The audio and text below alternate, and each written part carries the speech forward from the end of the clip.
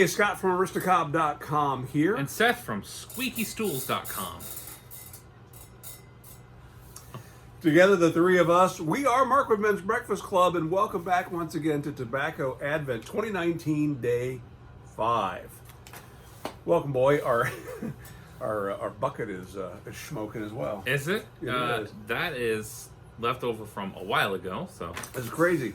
it's good. That's crazy. That's been smoking for some time now. Yeah. That's, wow. If only our fire had fared as equally well. Yep. All right. So, what are we smoking now? Dear Mark Woods, I have sent along some Rum River from Boswell Pipes for this year's Tobacco Advent. This is my go-to aromatic blend, but the batch that this sample came from is particularly special to me.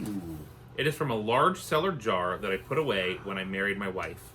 Though it is only 3 years old and I only smoke it on special occasions, I think it has taken on a fine character distinct from fresh batches. Anyway, I hope you enjoy it and Merry Christmas. Pipe Smoking Trapper. Wow. That's so special. Thank you. What an honor. Thank you so much. Smells wonderful. Give that a whiff. Woo. Oh.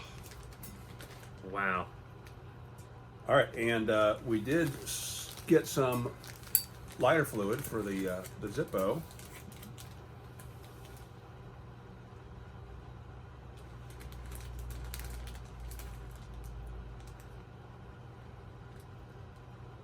So one of the tricks that we like to remind people of this time of year, because it's something that we use every Tobacco Advent in particular, because we are smoking a lot back to back to back, is that a great way to cleanse your palate between smokes or before kissing your spouse or whatever reason you might need to kind of get some of that built up pipe flavor out of your mouth is corn chips. Chew a couple of corn chips and just let them kind of rub around your tongue and your mouth. Push it around your gums, right? And it'll do a great job of kind of wiping clear any of that flavor, which is particularly important here when we may be smoking something like Lane 1Q, very soft aromatic, immediately after smoking something very strong English with Latakia.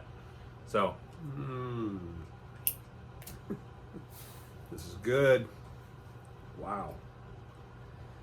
Okay, let's get to our question of the day. So our question is, if you could instantly become an expert in something, what would it be?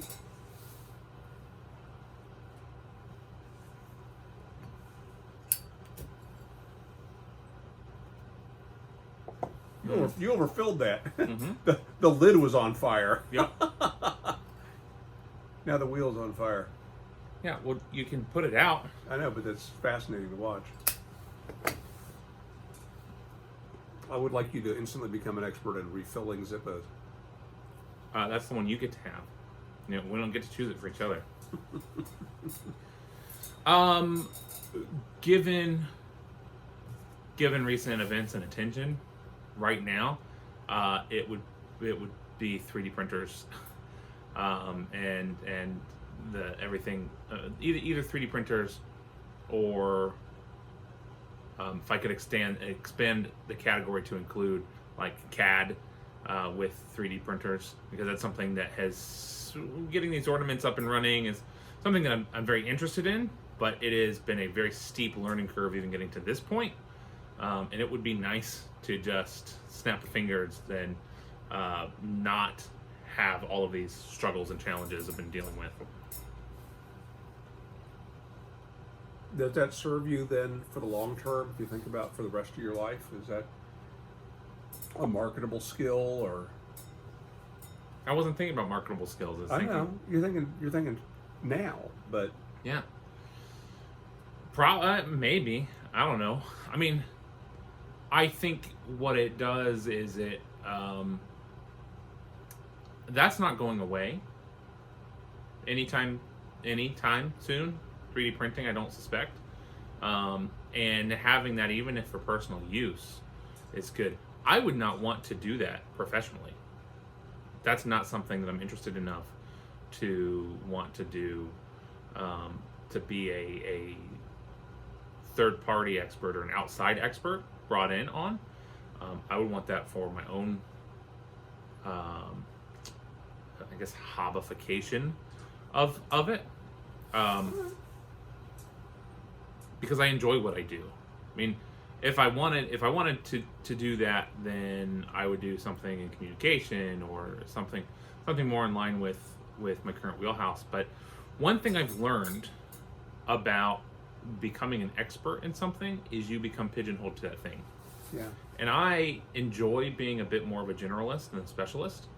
And so, if you become the 3D printer guy, that's all you do.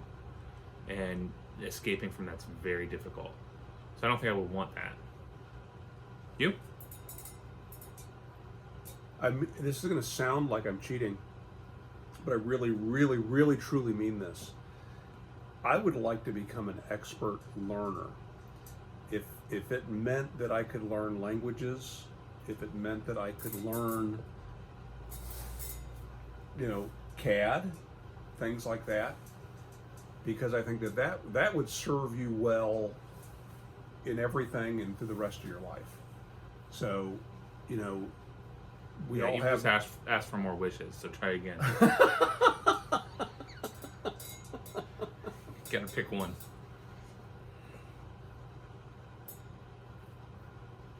It's a nice try. Valiant effort. Thanks.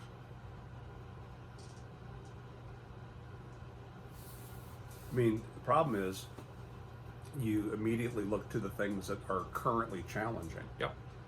And like you, but for different reasons, I would like to learn CAD or some sort of drawing tool that could replace hand drawing and making of plans. And of course, those skills could translate into running things on a CNC or running a 3D printer or laser engraving, things like that. A lot of that stuff is now crossing over into woodworking. I was kind of anti-CNC for woodworking because as a woodworker, that's sort of cheating. Right. And it takes the heart out of woodworking. And then I saw, I mentioned Izzy Swan again. I saw Izzy Swan creating a centipede that was powered by a drill.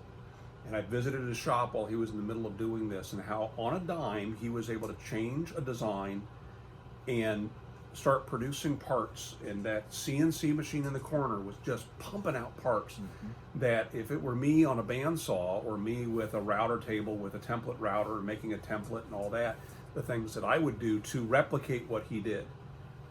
He discarded what would have been a week's of production and was able to make that again in an afternoon. Yeah. And having the skill that he has with CAD combined with his intellect and his engineering mind, the average person who knows CAD couldn't have done what he did because he designed the thing here and then put it in CAD.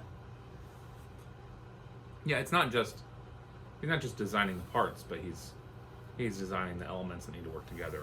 Yeah. Engineering. It's engineering. I mean, what you're talking about too is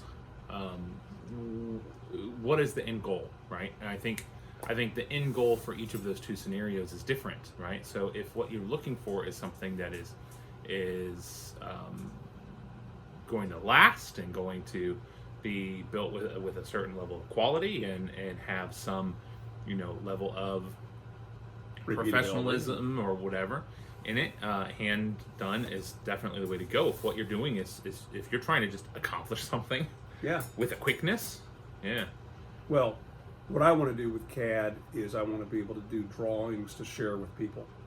Not for them to do on a CNC machine necessarily, but I can do a hand drawing. I don't even have to do the drawing to build something. But I could do a hand drawing that's enough to convey that information to an individual. But to make it available to multiple people and say, hey, here's a free drawing of how to make this, it needs to be more than a napkin drawing, which I'm comfortable using. So I've used SketchUp a bit over the years, and maybe that's the way I'll go. We talked about using, what's the other one from Adobe? Yep. We both have Fusion. 360. 360. I have that now, and it looks like SketchUp, quite a bit like SketchUp. So it'd be great to be an expert at those. And again, does that serve me in all of my dreams? No, but certainly would get me past a hump right now. Frustrating to feel like I have 90% of what I need right now to do some things I'm doing. Yeah. And what I'm lacking, that 10%, is like a weight, an anchor. Yeah, I mean, in that particular instance, maybe the napkin drawings is the Tesla truck that gets everyone's attention.